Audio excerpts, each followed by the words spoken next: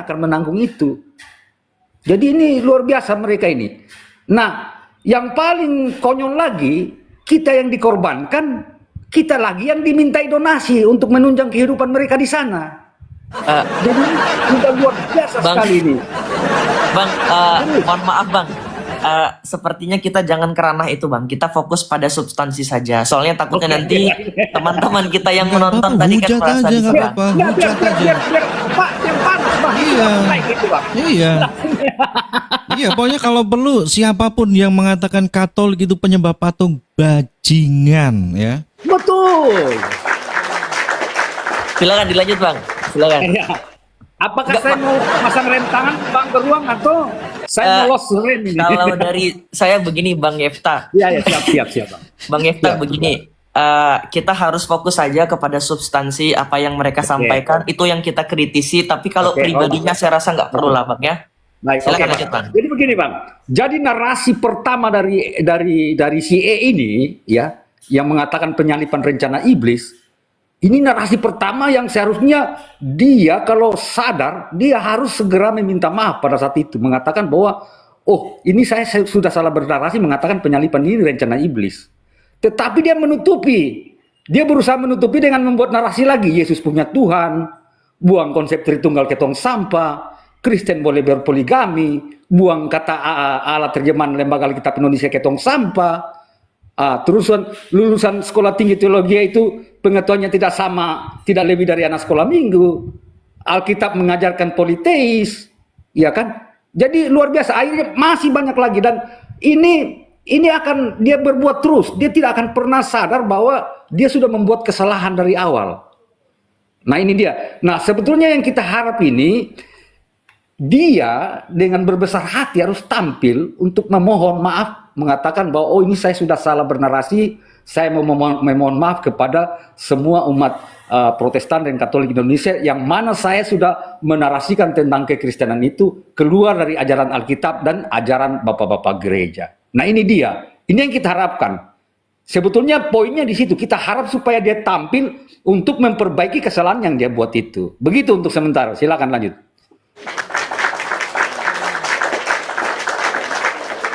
Terima kasih Bang Yefta. Kita ke Frater Jackson. Monggo silakan Frater Jackson. Jangan frater nanti dikira benar-benar frater. Sebenarnya teman-teman ya, frater itu kan dari bahasa Latin yang artinya saudara ya. Nggak jadi persoalan sebenarnya. Cuman takutnya kan dipikir calon Romo nanti. Gimana Bang BL, boleh lanjut? Monggo silakan ditanggapi saja, silakan. Jadi Bang Yefta, saya itu teringat yang kemudian disampaikan oleh Santo Hieronymus. Saya selalu berulang-ulang kali menyampaikan kutipan yang kemudian beliau katakan. Hieronymus itu adalah seorang penerjemah kitab suci dari bahasa Ibrani kuno dan Yunani Koine atau Septuaginta. Beliau itu menerjemahkan ke dalam bahasa Latin kuno. Ya kan, jadilah sebuah kitab yang kita kenal dengan Latin Vulgata di abad keempat. Beliau itu melakukan penerjemahan karena diminta langsung oleh Paus Damasus pertama, karena Paus Damasus pertama percaya bahwa Santo Hieronymus ini punya kapabilitas dalam hal ini. Beliau itu mengutarakan sebuah kalimat yang sangat bermanfaat dan bermakna sekali untuk pertumbuhan iman orang Kristen. Beliau mengatakan seperti ini. Ignaratio scripturarum, ignaratio Christus es. Barang siapa yang tidak benar-benar mengenal kitab suci, maka dia tidak akan pernah mengenal Kristus. Jadi ada orang yang kemudian ya merasa karena pengikutnya banyak ya, yang fokusnya di mana itu menyerang iman orang, tetapi sebenarnya pengetahuan tentang imannya sendiri, pengetahuannya tentang kitab suci itu minim, lalu dia berusaha untuk menunjukkan bahwa dia bisa menafsirkan kitab suci. Yang terjadi apa? Kesalahan dalam pandangan tentang iman kekristenan. Salah satunya yang sangat melukai hatinya orang Katolik adalah ketika mengatakan orang Katolik menyembah patung. Bahkan menyebut salah satu imam kita, teman-teman tahu Romo Cafe? Beliau mengatakan dalam live-nya itu Romo Cafe itu penyembah patung. Saya katakan seperti ini teman-teman, kenapa ini bisa melukai hati orang Katolik? Ya, Karena harga diri orang Katolik, harga diri gereja Katolik ada pada imamnya. Kenapa saya mengatakan harga diri gereja Katolik ada pada imamnya? Karena seorang manusia yang kemudian telah dipilih oleh Allah untuk melayani Dia dan telah menyerahkan hidupnya sepenuhnya untuk Allah dan telah menerima sakramen pentahbisan, ya, maka in persona Christi ada pada pribadinya. In persona Christi itu dari bahasa Latin yang artinya pribadi Kristus ada pada dirinya. Terutama dan terkhusus ketika dia itu ya bertindak dalam melayani umat pada saat sakramen yang ada di gereja. Ya, artinya apa? Ketika Edis TV mengatakan Romo Cafe sebagai imam Katolik in persona Christi ini adalah penyembah patung, maka secara tidak langsung dia juga telah melecehkan Kristus. Kenapa? Karena Kristus ada pada imam. Itu perlu digarisbawahi, teman-teman. Itulah yang membedakan kita dengan imam. Kita mendapatkan semua sakramen, betul teman-teman? Tapi hanya satu sakramen yang kita tidak pernah dapati sebagai umat awam. Apa itu? Sakramen pentahbisan. Dan tidak semua orang bisa mendapatkan itu. Ya. Ada banyak hal yang mereka korbankan untuk melayani Allah dan melayani umat. Ya. Maka ketika ada seorang yang mengaku Kristen lalu melecehkan iman Katolik termasuk imamnya, maka itu sudah melukai hati gereja Katolik. Ya. Makanya saya membuat sebuah live seperti ini, ya. Dalam rangka untuk apa, teman-teman? Untuk menjawab tuduhannya Edis TV yang mengatakan bahwa gereja Katolik telah menjadikan patung sebagai sesembahan. Saya orang Katolik tidak pernah sekali-sekali mengatakan orang Protestan itu penyembah Alkitab atau penyembah pendeta. Saya tidak pernah mengeluarkan statement seperti itu. Bahkan ketika saya berdiskusi dengan pendeta, teman-teman tahu Vivi itu adalah seorang Protestan. Dia itu kuliah di S2 ya. Dan kemudian melayani umat sebagai seorang pendeta di salah satu gereja reform aliran Calvinis ya. Saya tidak pernah merendahkan beliau, apalagi menginjak-injak reputasinya sebagai seorang pendeta. Kenapa? Karena saya menghargai itu. Ada pagar-pagar yang harus saya tahu dan tidak boleh saya langkahi. Tetapi dia, ya, dengan terang-terangan mengatakan Romo Cafe ataupun gereja Katolik itu telah menjadikan patung sebagai sesembahan.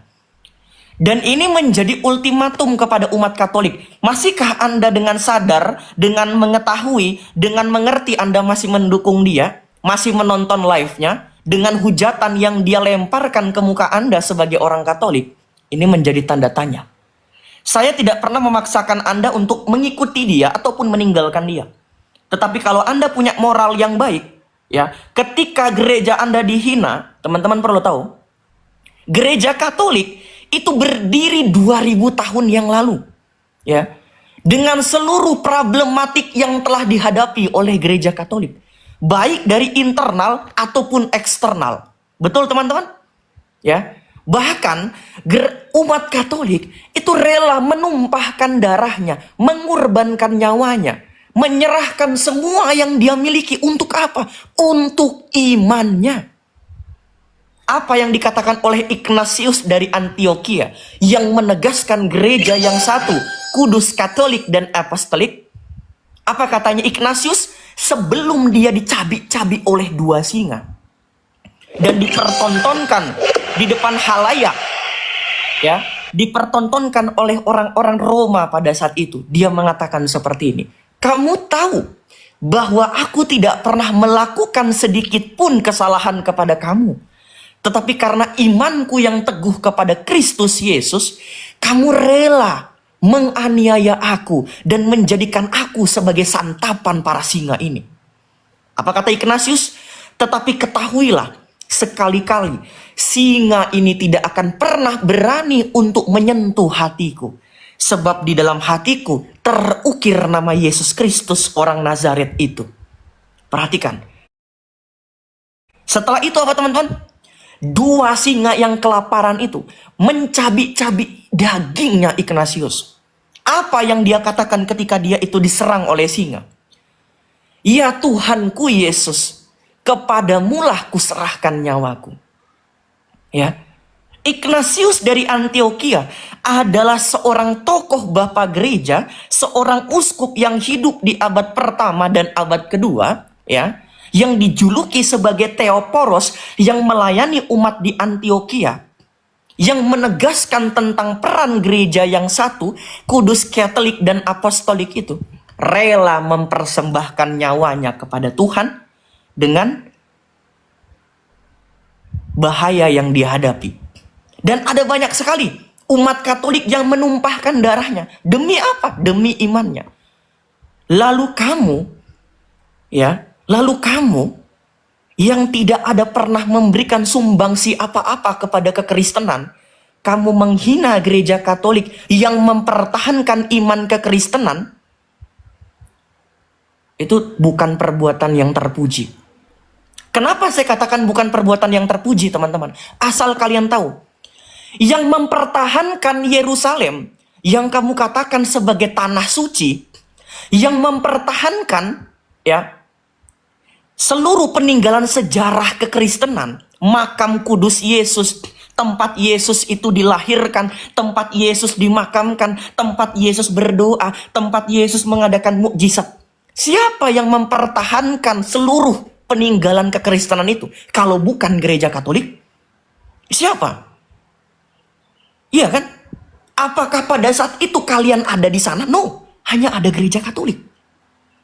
Ya, gereja Katoliklah atas instruksi Paus Urbanus, ya, yang mengajak seluruh umat Katolik, terkhusus umat Katolik di Eropa, untuk berperang demi Tuhan. Berperang, teman-teman, bayangkan, dari Perancis, dari Roma, dari Spanyol, ya, pergi menggunakan kuda saja ke wilayah Timur Tengah di Israel, itu bukan perjalanan yang pendek, teman-teman. Enggak. Kalau ada yang pernah pergi ziarah, ya, kepada dua kota yang sangat mulia, Roma dan Yerusalem, kalian akan lihat begitu jauhnya, teman-teman. Pakai pesawat saja itu jauh sekali loh. Apalagi sampai jalan kaki atau menggunakan kuda. Ya. Umat Katolik pada saat itu, teman-teman, melakukan itu, bayangin. Untuk apa? Mempertahankan kekristenan yang ada di Yerusalem. Mempertahankan dari mana? Dari serangan Islam. Asal kalian tahu. Kalau pada saat itu gereja Katolik tidak menyerukan perang salib dalam rangka mempertahankan situs-situs bersejarah kekristenan, mungkin kamu tidak akan pernah mengenal, mungkin kamu tidak akan pernah melihat kuburannya Yesus. Percaya sama saya. Mungkin kamu tidak akan pernah bisa melihat di mana Yesus dilahirkan. Mungkin kamu tidak akan pernah bisa melihat di mana Yesus mengadakan mukjizat. Iya kan? Tapi peninggalan sejarah kekristenan masih bisa kamu lihat sekarang. Berkat siapa itu? Berkat Allah, ya, yang dikaruniakan kepada gerejanya untuk mempertahankan kekristenan pada saat itu. Itu yang pertama. Yang kedua, asal Anda tahu, ya, kekristenan bisa datang ke Indonesia itu tidak lain dan tidak bukan karena gereja Katolik. Asal kalian tahu.